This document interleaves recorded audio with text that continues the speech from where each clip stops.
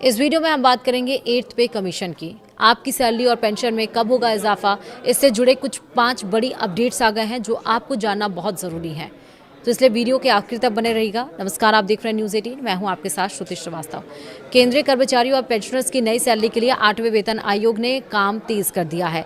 दिल्ली के दफ्तरों से बाहर निकलकर आयोग अब सीधे अलग अलग राज्यों में जाकर कर्मचारियों की समस्याएं सुन रहा है। दरअसल केंद्र सरकार के विभिन्न विभागों में काम करने वाले करीब 1 करोड़ से ज़्यादा कर्मचारियों और रिटायर हो चुके पेंशनर्स के लिए एक बहुत ही काम की खबर है। हर महीने बैंक खाते में आने वाली सैलरी और पेंशन में बढ़ोतरी का जो इंतजार आप लोग कर रहे थे, वह प्रक्रिया अब तेजी से आगे बढ़ रही है। 8वें वेतन आयोग यानी 8th पे कमीशन से जुड़ी कार्यवाही ने अब पूरी तरह से रफ्तार पकड़ ली है। जस्टिस रंजना प्रकाश देसाई की अध्यक्षता में बना यह आयोग अब फाइलों से निकलकर जमीनी स्तर पर काम कर रहा है। देश के अलग अलग राज्यों और केंद्र शासित प्रदेशों में कर्मचारी यूनियन और पेंशनर्स के गुटों के साथ आयोग की अहम बैठकें लगातार जारी हैं। अगर आप भी इस बात को लेकर उत्सुक हैं कि नया पे स्ट्रक्चर कैसा होगा, बेसिक सैलरी कितनी बढ़ेगी और पेंशन का रिवीजन किस तरह से किया जाएगा, तो 8वें वेतन आयोग की तरफ से आ रहे इन 5 सबसे जरूरी अपडेट्स को जानना आपके लिए बेहद जरूरी है। सबसे पहले तो बता दें कि वेतन आयोग का काम सिर्फ दिल्ली के दफ्तरों में बैठकर नहीं हो रहा है। फिलहाल यह आयोग अपने परामर्श और विश्लेषण वाले बेहद अहम दौरे से गुजर रहा है। इसका सीधा मतलब यह है कि आयोग के सदस्य अलग अलग राज्यों में जाकर वहां के कर्मचारियों और उनकी यूनियनों की दिक्कतें सुन रहे हैं। दक्षिण भारत में चेन्नई यानी तमिलनाडु के भीतर 7 और 8 सितंबर को महत्वपूर्ण परामर्श बैठकें रखी गई हैं। इसके ठीक बाद 9 सितंबर को पुडुचेरी में भी सुनवाई का समय तय किया गया है।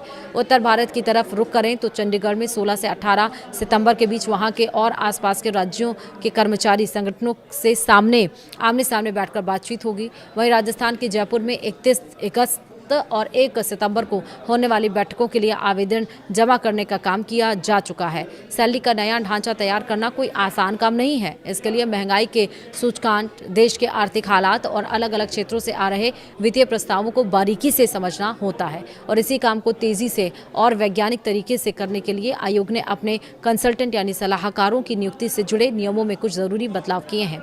इन विशेषज्ञों की मदद से जो रिपोर्ट तैयार होगी वह पूरी तरह से सटीक और ठोस आंकड़ों पर आधारित होगी।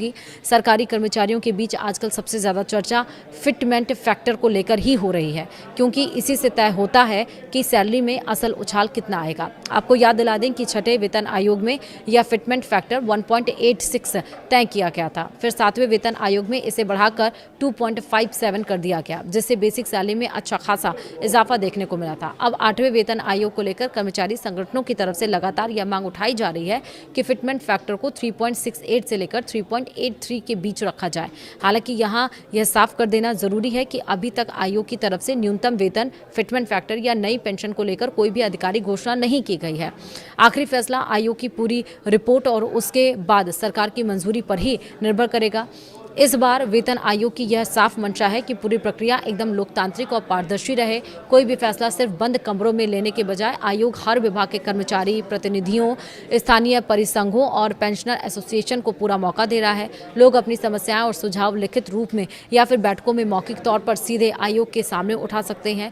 तय समय सीमा के मुताबिक 3 नवंबर 2025 को गठित किए गए इस 8वें वेतन आयोग को अपनी पूरी रिसर्च, सिफारिशें और फाइनल रिपोर्ट तैयार करके सौंपने के लिए 18 महीने का वक्त दिया गया है। जब देश भर में चल रही ये सभी बैठकें खत्म हो जाएंगी, तब आयोग जमा किए गए सभी आवेदनों और सुझावों को गहराई से अध्ययन करेगा। उसके बाद एक फाइनल रिपोर्ट तैयार करके केंद्र सरकार की मेज पर रखी जाएगी। जब उस रिपोर्ट पर केंद्रीय कैबिनेट की मुहर लग जाएगी, उसके बाद ही नया वेतन ढांचा देश भर में लागू होगा।